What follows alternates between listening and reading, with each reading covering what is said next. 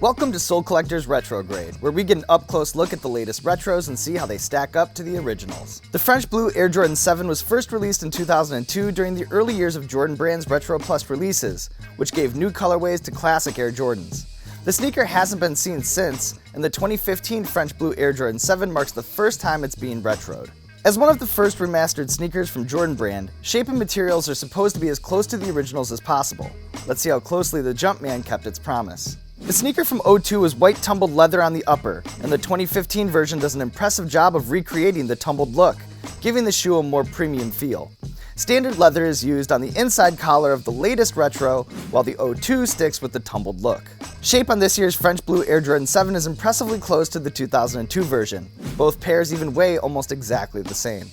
When Jordan Brand introduced the idea of remastered retros, they talked about getting the details on the logos right, down to the laces and fingers on the embroidered Jumpman. You can see that the 2015 French Blue 7 delivers with a detailed Jumpman, but the logo on the collar area is slightly smaller than the original. The badges on the back also differ in size. The original French Blue 7s are a little bigger in comparison.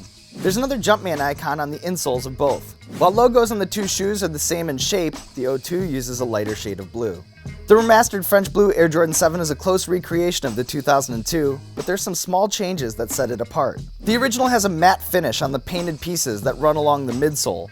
Jordan Brand made this year's pair with a much shinier gloss, but this detail is tough to notice unless you're really up close. There's also slight differences found in the tongue. The original Jordan VII has a dark blue strip that connects the top part of the tongue to another piece that runs the length of the laces. Instead of using the original blue, this year's has a white strip.